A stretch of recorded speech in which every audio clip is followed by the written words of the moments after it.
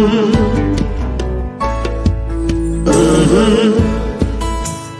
the game gets rough and this life just seems so tough, make we talk, my people, make we talk. When this town becomes an ugly place, don't let it erase the smile from your face. Make we talk, people, make we talk. Conversation is the key, a guiding light for you and me. Spark a talk and you will see. Conflict solver A to Z. World leaders master the art of self-defense just by talk. So people, make we talk. Hey, we're living in a world that on ourselves we must depend. Make we talk, people. Wherever you're listening, watching from around the world and the Eastern Caribbean, this is the Make We Talk program with yours truly, Jeffrey Tavares. I have with me this afternoon or tonight, it is now 2 minutes after 8 o'clock, it is 2 minutes after 7 o'clock in the land of wood and water, Dr. Julius Garvey. He is the son of Jamaica's first national hero, Marcus Garvey. Dr. Garvey, welcome to the Make We Talk program, sir. Thank you for having me, Jeffrey. It's my pleasure. It's been a long time trying to get you on, and finally I do get through to have you on, sir. And it's my pleasure to have you on my program, sir. Dr. Garvey, tell us a little about who Dr. Julius Garvey is. Okay. Not a lot. I'm retired, cardiovascular surgeon, about 5 years retired. I live in the States now, in the Florida area, and 3 children, and married, etc., and enjoying retirement. Indeed. Dr. Garvey, we have been hearing a lot about... Purposes, maybe I'll add second son of Marcus Garvey. Oh yes, the second son of Marcus Garvey, indeed. Yes, indeed. For those, for those who are watching around the world in the Eastern Caribbean, Dr. Garvey, tell us what is Pan-Africanism? Well, basically, it's a unity of African people globally. So that's what the Pan part of it means. We're global people who have been distributed all across the globe, more or less the second diaspora. The first diaspora was, shall we say, about more than 40,000 years ago. We moved across the universe. But it's an attempt, and shall we say, beginning in the 19th century, early 20th century, to reestablish ourselves as a people, meaning reconstructing our history, traditions, and culture, and our authenticity and sovereignty as a people with countries that are sovereign countries, and with us as sovereign people, because of course we have undergone kidnapping, enslavement, as well as colonialism. So Pan-Africanism was born out of that nexus of our circumstances, as I mentioned, in the 19th and 20th century. For the Jamaicans who are listening to us, Dr. Garvey, younger Jamaicans who haven't known too much about your father, what would you say to them about your dad, who your dad was? Well, basically, he was an Afro-Jamaican. He was born to Afro-Jamaican, peasants in St. Anne's Bay in 1887. And, that was at the time slavery was abolished in 1838. So it was approximately 50 years after the end of slavery. And it was at the time of the beginning of colonialism, which basically started 1884, 1885 with the Berlin Conference, when European nations gathered around a conference table in Berlin and divided up the continent of Africa and pretty much the globe in terms of their own hegemony and influence. So, he grew up in that environment, as I mentioned, Afro-Jamaican peasantry. His father was a mason, a master mason, and his mother was, a small farmer as well as domestic worker. And he became a printer. He was a printer's apprentice after school, and he became also a master printer, and left St. Anne's Bay, and then worked in Kingston at Benjamin's, which is still in existence. As a matter of fact, I was at a celebration. I forget the number of years celebration recently. Last year at Benjamin's, they were celebrating and honoring my dad in terms of remembering his work there as a master printer in their establishment. And I can go on from there, but it's a bit of a long story. I don't know exactly where you want me to take it. No, you can go on, because I'll tell you something, Dr. Garvey. Yes. The younger Jamaicans don't know too much about our history. And Well- I don't mind you go on a little bit more with it, sir. Well, that's unfortunate because, it should be taught in the schools. And that's an indictment of the government that we have. And it's not just this government, it's several governments that Marcus Garvey is not being taught in schools. And a lot of our own history is not being taught in schools in terms of compulsory. And as my dad said, a people without the knowledge of their, past history, traditions, or culture is like a tree without roots. And that's what we have, a lot of rootless young people who don't know who they are and therefore don't know, how to behave and how to relate to society. And of course, then there's the whole impoverishment and lack of economic opportunity and so on. But basically, in terms of my dad, as I mentioned, he developed his profession as a printer in Kingston, and then traveled throughout the Caribbean. He had an uncle in Costa Rica. He went to Costa Rica, and part of that tradition was, post emancipation, our ancestors did not get any reparations for their enslavement. The reparations went to the previous slave masters, so there was no land given to them, and many, in order to find work, had to migrate. So he was one of those people who migrated as well. There were thousands of Jamaicans who migrated, people from Barbados, etc. Trinidad, they went to Cuba, went to Costa Rica to work on plantations. So my dad was one of those who went to Costa Rica. He worked on the plantations there, developed the newspaper there. Then he also went to Panama and worked on the Panama Canal, and he also developed a newspaper there relative to the working conditions of our people, and rallying them together. He spent about 2 years then around Costa Rica, Panama, and other Central American countries.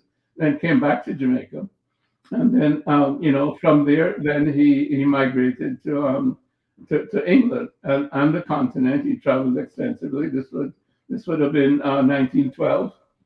So between 1910 and 1912, he traveled in the Caribbean and Central America. Between 1912 to 1914, he traveled throughout the continent as well as England, observing, shall we say, how the metropole worked, how Great Britain worked in its center, as well as the other European countries. He traveled to Ireland, Scotland, Germany, Italy, France, and so on. So he was very well traveled, and he educated himself. He took some courses at McGill University, and he wrote as a reporter also for African Times and Orient Review, which was an Egyptian magazine at the time when he was there. And he learned a lot about Africa because they also had an extensive a library.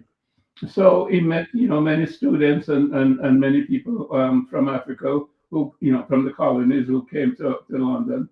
So again, he had a lot of interaction with other Africans from different parts of the world, the diaspora, as well as those from the continent.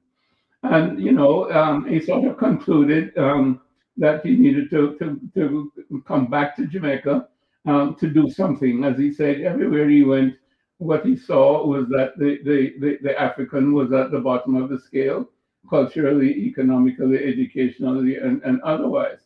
And historically, he knew that that was not our circumstances. We were not existent just in slavery and those particular conditions, that we gave the first civilizations to the world. He knew all about Egypt and Ethiopia, Kemet and Ethiopia and Kush.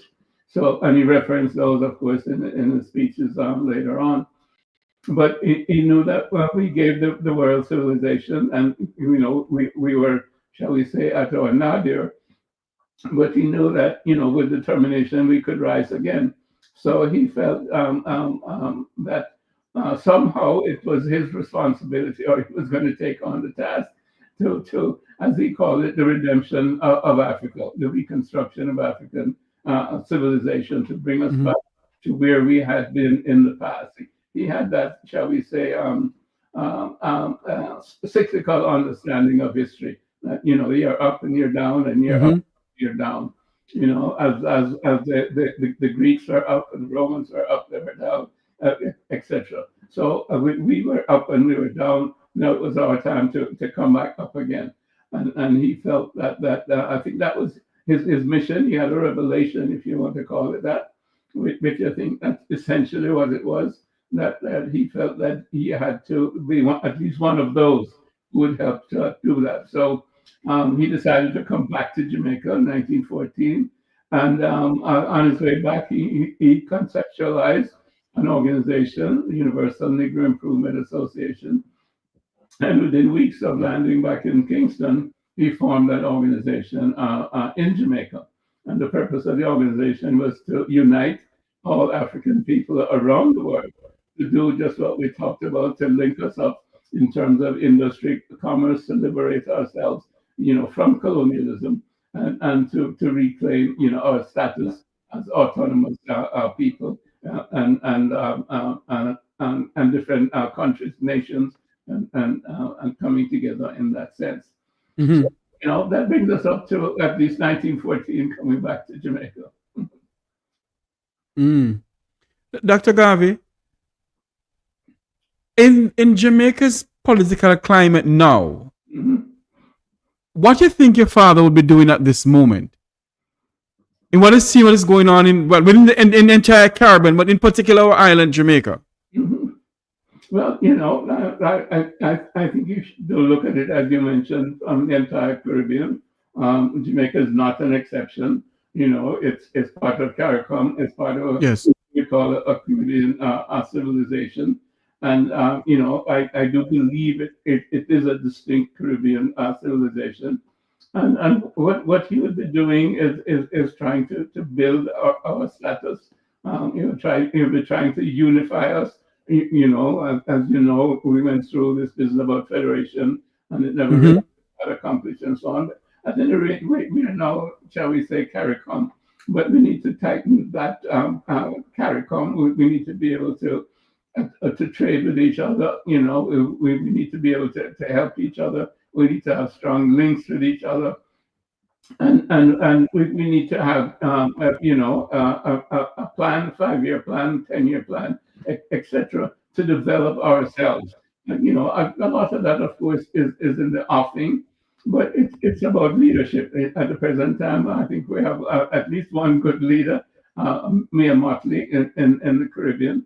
But there needs to be other leaders with a similar mentality, because we're small island economies, therefore we are vulnerable. I mean, we can't stand up and talk to, let's say, Uncle Sam or anybody else in terms of barking back at them when they bark at us. So we have to find ways to to survive, shall we say, and not just survive, but to thrive, even though we're in the neighborhood, shall we say, of Big Brother, which is the United States, and that hegemony over us. But we have to stand strong, and do the things that we think are right, like, for example, with the Cuban doctors and so on. And we need to develop ourselves in our own way, so that we're not dependent on these supply chains, etc. We need our farming some of the countries there, British Guiana, there's a lot of land there that needs to be developed. Suriname, there's a lot of land there that needs to be developed.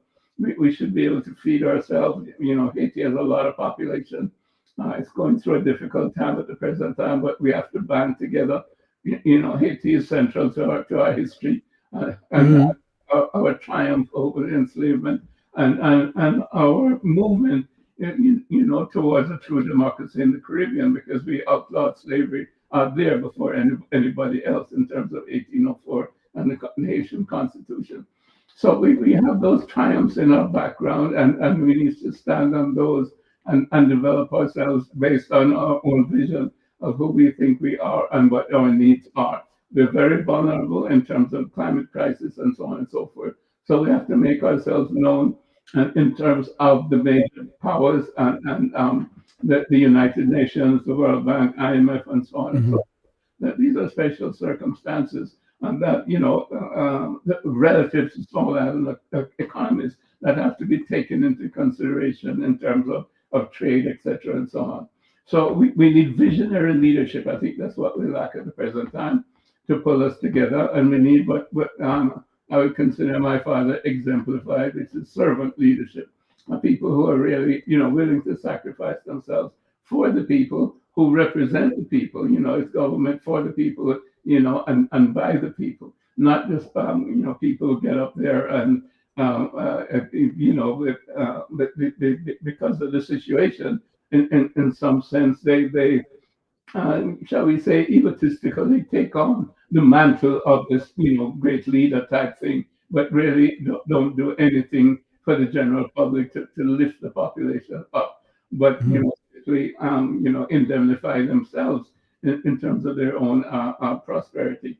So leadership is lacking of that type, and we need to create economies, the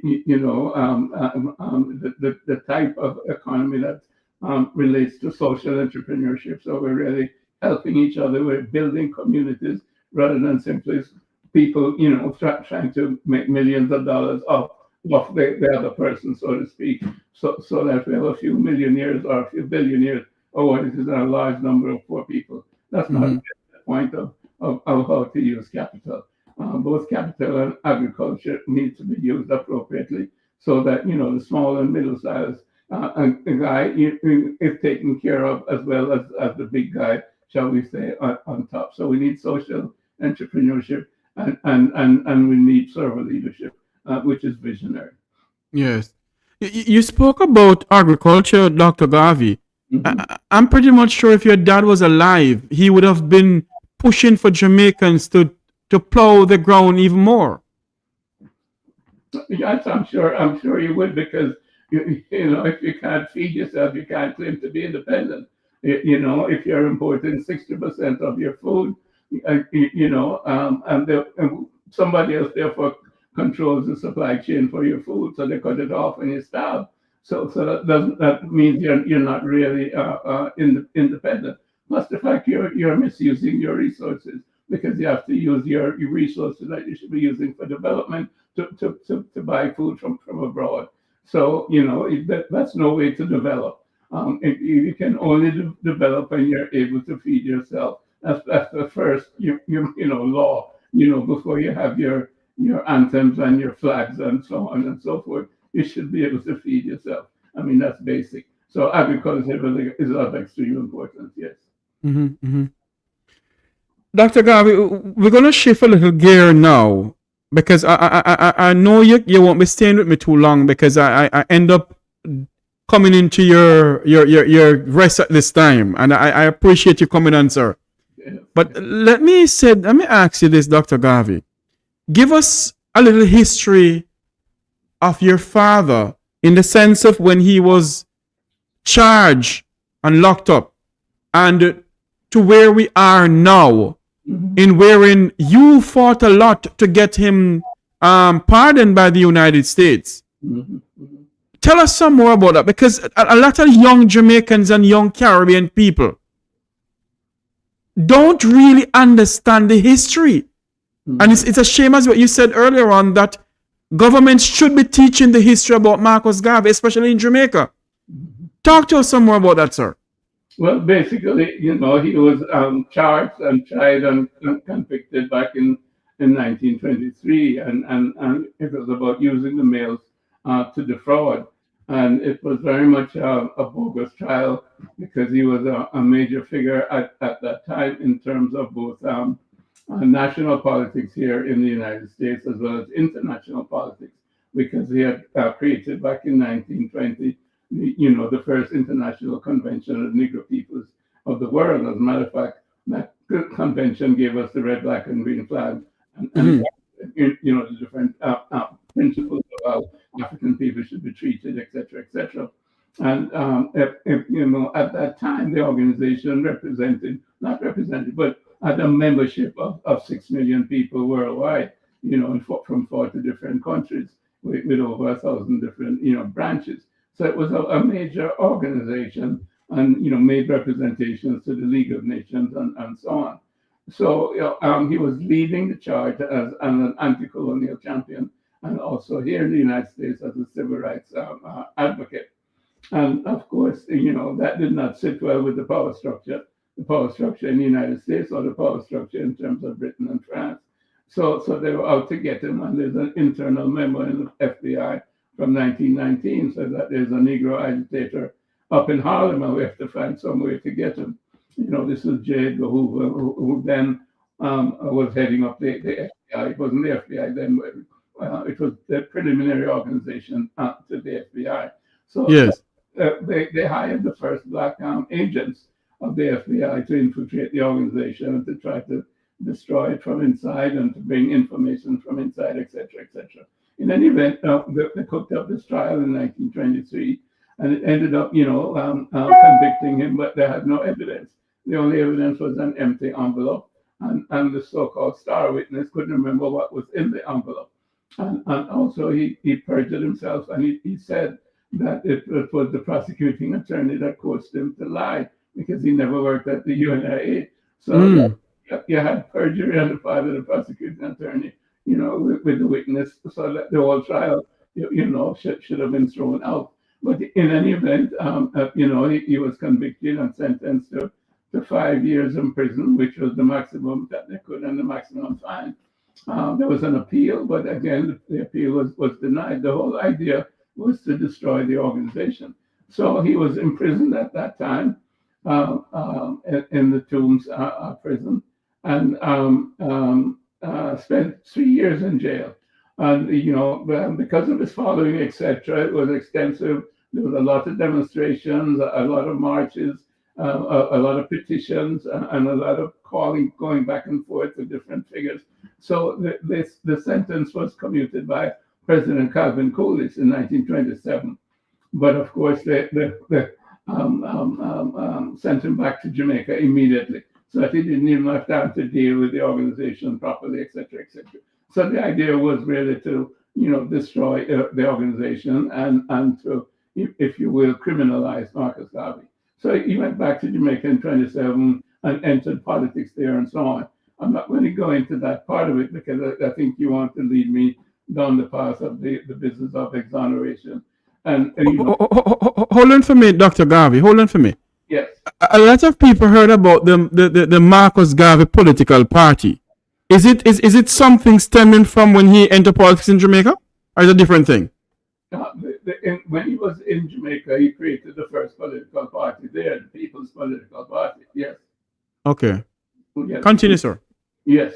So we have been involved now in trying to get his name exonerated in terms of cleared up of the charges against him, because the trial itself was fraudulent, and there's no basis for the trial. And back in 1987, which was the centennial of his birth, we testified, myself and my older brother, we testified before Congress, the House Judiciary Committee. John Conyers was a Democratic politician, from Detroit, and we testified there. We among the people who gave testimony in terms of the U.S. Congress was Ambassador Johnson from Yes. from Jamaica. Mm-hmm. Keith Johnson was an excellent gentleman. Several historians, such as Bobby Hill, John Henry Clark, and Tony Martin, and several others gave testimony, as to the character of Marcus Garvey, his historical significance, and so on and so forth. But what happens politically, these things get caught up in the politics, meaning that there's Democrats and there's Republicans, and there's a House Judiciary Committee, and who is chairing. And if the Democrat is chairing it, something will go through, but if the Republican is chairing it, something it will delay, and so on and so forth. So it never got out of the House Judiciary Committee at that particular time. But we've continued since then. People like Charles Rangel, who was a Democrat from Harlem, every 2 years or so, he would have a House resolution before the House itself to exonerate Marcus Garvey. So that has continued over the years. And we have been involved with Charlie Rangel during that time. Now, we were able to get a very significant law firm, Aiken Power, which is an international law firm, and we were able to get them to work with us pro bono. So we have been on the trail with them for at least 17 years. Whoa. Yes, because, I think from about 2008 we've engaged them. And when Obama's second term, which was 2016, and we made application to the pardon attorney through our law firm to President Obama to give Marcus Garvey posthumous pardon, because this was another way to do it if you couldn't get it through the Congress. The president has the ability to simply sign a posthumous pardon. He doesn't have to go to the Congress. He doesn't have to go to the judiciary, meaning the Supreme Court or anything. He can do it on his own say-so. So we took that to Obama, but he did not do it back then in 2016. So so with Biden, we tried again. And, if you will, we increased the pressure, a lot of signatures, a lot of people involved, the NAACP, the Congressional Black Caucus, all kinds of groups, and again, all kinds of petitions, literally hundreds of thousands of signatures on petitions. So a lot of organization went into it. And finally, President Biden, I think 2 days, before the end of his term, he did, sign the posthumous pardon for Marcus Garvey, which is a very special event. There are not too many posthumous pardons out there. That's different from simply an ordinary pardon. The posthumous pardon is. So, hold on for me, Dr. Garvey. Yes. A lot of Jamaicans are trying to figure out, well, even myself, people are trying to figure out, what's a posthumous pardon? Expand on that for us, please. Okay, first of all, the person has to be dead, and that's what posthumous means. You have to have the appropriate information relative to the legal. You have to have the legal information that shows basically the innocence of the person, and then the president can sign off on that on his own recognizance, saying that he's pardoning such and such a person because there was a miscarriage of justice, whatever. As a matter of fact, President Trump used the posthumous pardon to pardon Jack Johnson in 2018. Yes. Jack Johnson, as you probably know, was a major prize fighter. Yes. In the 20th century. And his wife was white, and of course that was a big no-no at that time. And they arrested him as if to say he was, prostituting her across state borders and so on. But it was nothing of the kind. He was married to her. so it's a total bogus charge, and he spent time in prison and so on. So that's the type of injustice that's corrected using the posthumous pardon. Mhm. But Dr. Garvey, if my memory serves me correctly, hmm at one point Jamaica was pushing for him to be pardoned in the United States, but yet Jamaica has him on the book down here as if he wasn't pardoned in Jamaica at all. No, I think he was in Jamaica. I think so. Long after that, sir, because if my memory serves me correctly, it's long after that they end up putting it through the parliament. I thought it had gone through the parliament. But if you know different, I will stand corrected. But I thought Well, let's not get into that part then.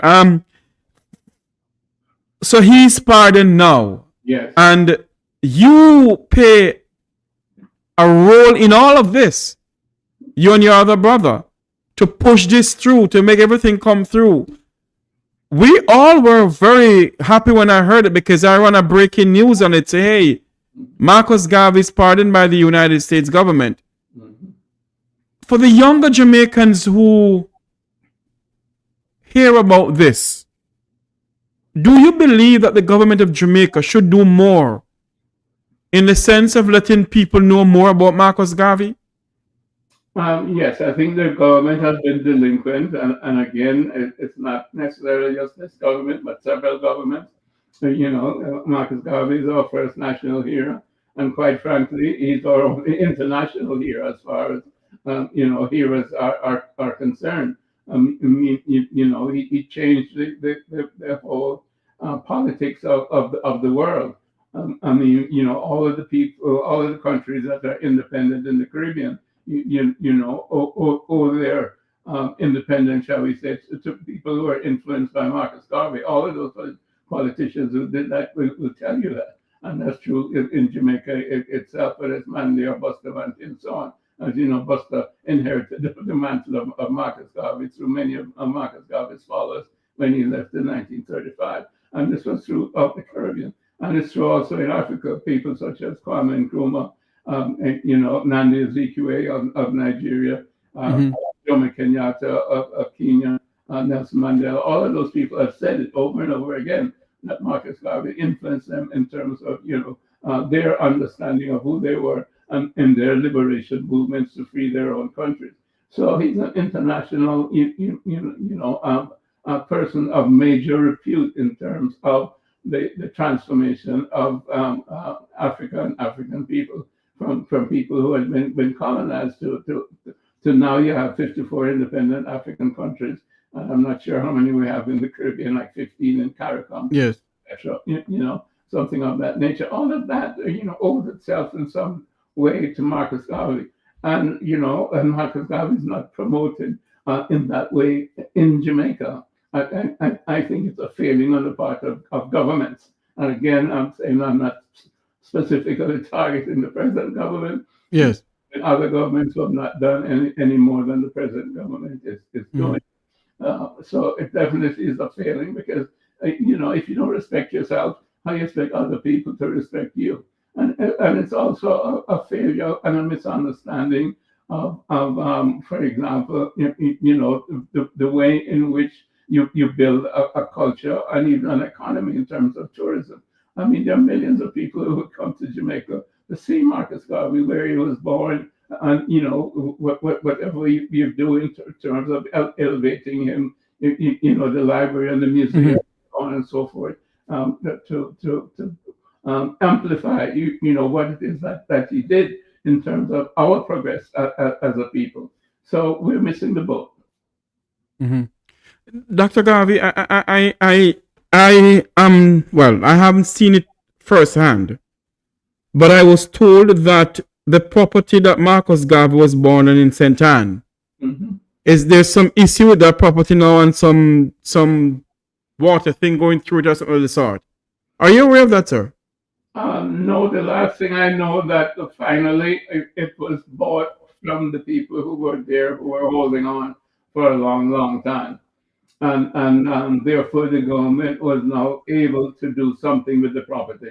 But as far as I know, nothing has been done, even though now the government owns the property, and that's resettled the person who was there elsewhere. So that's my knowledge of it. Mhm. What do you think they should do on the property in honor of Marcus Garvey? Well, it needs a whole rejuvenation. I mean, it needs to have a museum there to again, outline all of what he did in the United States, in Jamaica. He was seminal in the development of Jamaica. He had the first political party, the People's Political Party. His foundational declarations relative to the building of the country is still important in terms of the development of Jamaica. He also formed the first labor Congress there in terms of labor union. So he was fundamental in the transformation of Jamaica. From shall we say the planter economy, to the beginning of a nation state. And he was the most eminent person, shall we say, but before the Boston and the Manly came into it. So he laid that foundation for the development of Jamaica. So all of that needs to be known. All of that needs to be, documented in terms of multimedia and so on and so forth. As you know, there's a significant place at 76 King Street, that Liberty Hall, that documents a lot of that in a very good way. This needs to be done there in St. Anne's as well, and even more elaborate way, as I mentioned, in terms of a museum, because he is Jamaica's first national hero and the only international hero. So, I mean, what are we waiting for? Indeed. And if they should approach you for your input on it, I'm pretty much sure you would have given them your input, sir. Of course. Yes. Dr. Garvey, somebody just sent me a message a while ago that if you could elaborate some more on the first political party that Marcus Garvey formed in Jamaica. Can you, sir? Well, I don't know what else I can say. He was elected to the city council. As a matter of fact, they just honored him recently by naming the chamber of the city council after Marcus Garvey. So that was back in 1933 or so. Like, he left the country in 1935. So I think it was around that time. Yes, so the party itself, was not that successful, because back in that day, you had to have property, etc., to be able to vote. So only the elite, shall we say, could vote, and of course, the elite, were with property were not people that looked like you and I mostly. So that the political party was not that successful. But as I mentioned, he was elected, and he had other candidates who were elected to office. Mm-hmm. I sit here and, believe you me, listen to you speak, Dr. Garvey. There's some more that I need to go and do and read up some more about Marcus Garvey. Mm-hmm. I'm a good friend of Stephen Golding, and I listen to Stephen speak a lot of times, and you can see the passion in Stephen. Mm-hmm. Why I go down that road, Dr. Garvey? Our young people nowadays, and that why I keep on speaking about our young people is because I don't think our young people know too much about Jamaica. Mm. And what is going on in our country now. If Marcus Garvey was alive, yes, he'll be an old man, but I'm pretty much sure he'll be still advising people, in a sense. You are here now, Dr. Garvey. You're his son. What would you advise the young people of our country, Jamaica, right now? In the sense of what is going on in our country, how would you advise them, sir? Well, I think that the problem is not so much with the young people. The young people, they need both training as well as opportunity. if they're getting neither, then their their their qualities are not going to be developed in terms of their talents, and therefore they won't be able to function properly in society. So it's not so much telling the young people what they should do, because you can't just self-start. You have to have an education, you have to have a set of skills, so to be able to function. Not that many people can sort of self-start without an opportunity. Not everybody can sort of go in the garage and come out with a major invention. Most of us have to go through some period of training, and that was so for me. I grew up in a household where I was trained to be a person, and I had the opportunity of an excellent education at Wolmer's Boys School, etc., and on and on and on. So it's the opportunity. I mean, now of course, there's also the business of character development, which is something that for the parents, etc., to help with.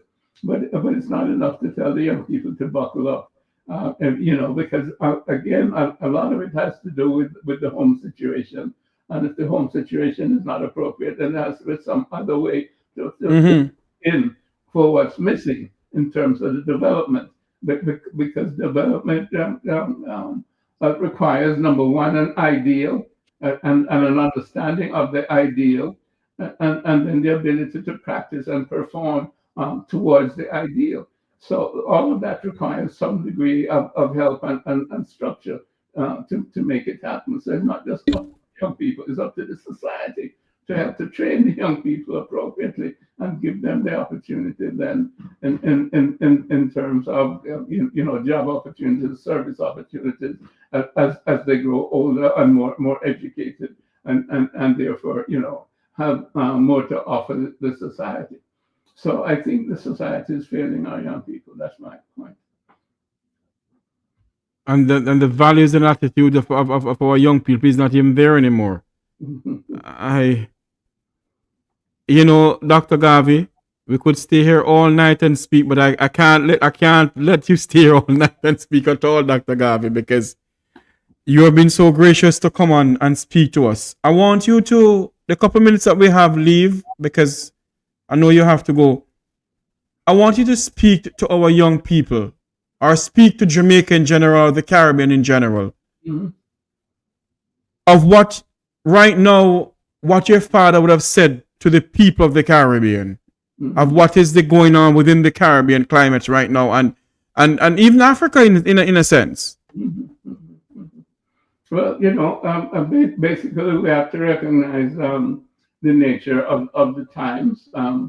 It's a time of chaos and a time of transformation. But like anything else, when there's chaos, there's always opportunity. And if you look at us as a people, I always say, if you go back 100 years, you'll see that we made most of our progress as a people when the world was in chaos, meaning after World War One. That was when we had Marcus Garvey with his organization to push towards unity of our people and liberation. And that was, successful in its time. And then you look to after World War II, and you see what came after World War II. You had all of the independence movements, coming on from the 1945, Manchester Conference, and people going back to Africa, etc. And you had the independence movements in the 50s, culminating in independence in the 60s for everybody abroad. So we have now this sort of third chaotic time. Hopefully there won't be World War III. Let's hope not. If there's World War III, I think that would be disastrous, because that would mean nuclear weapons, and that would be the end of us. But hopefully, yes, World War III. But I think with this chaos, what will come out of it is a transformation in terms of the whole world situation, and we have to participate in that. We have to be prepared for that. And we have to realize that we have to pick our friends in terms of going forward.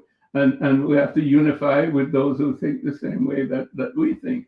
And we have to really, be able to be visionary to see where the opportunities are, because there are always opportunities in any situation. I mean, there's no situation that is so obstructive that you can't find a way around it or through it. And that has been, the capacity of the human species, for the last 200,000 years since we have had Homo sapiens. We've always been able to work through whatever the obstacles are. So we still have that capacity as Homo sapiens, and we just have to be intelligent and resourceful, hardworking, and understand that we can't do it individually. We can only go forward and be strong collectively, and that's of importance, because that's one of the things that's lacking with us is our unity. We're too prone to disunity. We're too prone to individualism. We have learned that, unfortunately, from our last 400 years or so of miseducation. So we have to self-educate and self-transform, so that we're much more intelligent and understanding of the circumstances that we're in, so that we can use our intelligence appropriately to find the solutions that we need. And they're out there, whether it's in terms of agriculture, it's in terms of manufacturing. We have to, as I mentioned, we have to look for different partners, and we can't give up the old ones that have been good for us and to us. But we have to find the new ones that also will be as reliable, let's say, as our Cuban friends have been, and unite with them, and really, respect each other from that perspective, and realizing that, what we're trying to do is create if you will, a paradise for all of us, in terms of independence, development, and prosperity for all, without disadvantage to any particular group. I think that's the basis and the essence of our Caribbean civilization. We have different races. We have lived together peacefully. And I think we all want to prosper, not at the disadvantage of somebody else. So we need to put that out front. We need a leadership that will help us to get there. Mm-hmm. I think Marcus Garvey was the one who said black people don't know themselves until their back is against the wall. Well, our back is against the wall now. That's the fact. When he was in Atlanta, he said, "Look for me in the whirlwind or the storm, and I will come to aid you with the millions of your ancestors who were kidnapped from the continent and died." Yes. So the whirlwind is now too, the storm is now. So the time is now. Yes, and the tide is turning, because I think people around the world, and indeed our country, Jamaica, has reached a point where the words of Marcus Garvey is being echoed every day. That, we the black people in our country, Jamaica, are not going to know ourselves until our back is against the wall. Dr. Julius Garvey, the son of Marcus Mosiah Garvey, Jamaica's first national hero. Dr. Garvey, it's been a pleasure having you on my platform, sir, to speak to us about the history of your dad, the history of one of Jamaica's finest Pan-Africanism, the person who go out there and fought for black people. And I'm pretty much sure if Marcus Garvey was still alive, though he may be in age, he would have been taught some young people, hey, go out there and stand up, speak out, don't be afraid. And that's what we need in our country, Jamaica. Dr. Garvey, I want to say thank you for coming on, sir. Thank you for having me, Jeffrey. It's been my pleasure. Pleasure having you, sir. And don't be a stranger to this program now, sir. All right, Jeff. Okay. Dr. Julius Garvey, who come on the program here to speak to us on what is going on, not only within the Caribbean, in the wider world. And he came to speak to us about his father also. I want to say thank him for coming on. I won't be long on this program tonight. Normally I would start from early, but I will not go any further with the program tonight. It is now 8:50. I want to say thanks to Walking in Divine Purpose and all of those who are in the chat room for coming on. Yes, Marcus Garvey is from St. Ann. He is from St. Ann. I saw the message and I forgot to ask Dr. Garvey, you know. He is from St. Ann. Students in the chat room, I'm pretty much sure you have heard that my own father has passed away. And it's a time for me wherein I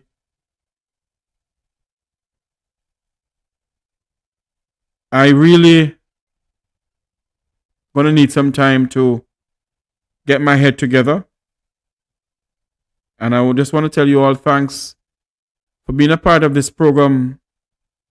And thanks for those who continue calling and you know, sending their message and, you know, of condolence to my family and my wife and everyone else. I want to say thank you all very much for doing so. It's not easy, but you have to bear it.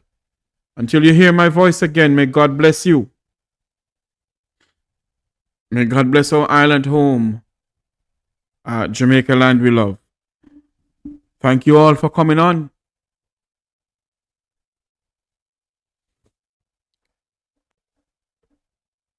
Lend a helping hand to somebody who is in need. Because sometimes you see people out there and you don't know what they're going through. But they're going through a lot. And don't consider yourself too big to be there for someone. Don't consider yourself better than anyone else.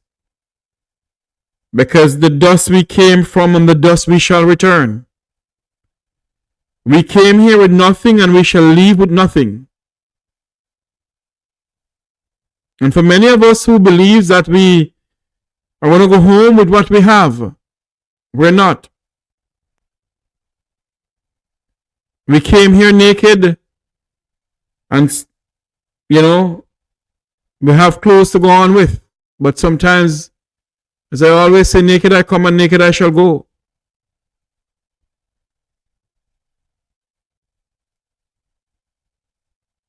Good night, everyone.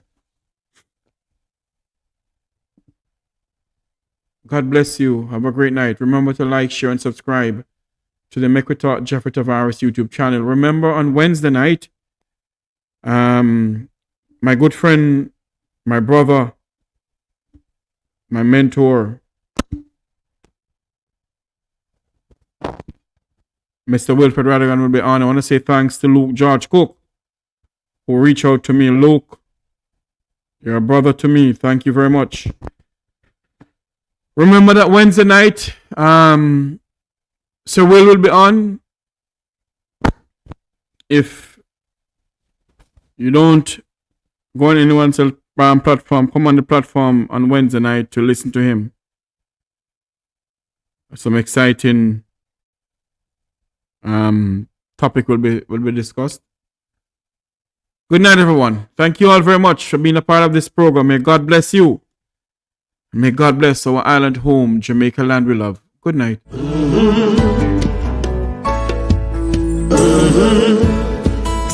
When the game gets rough and this life just seems so tough, make we talk, my people, make we talk.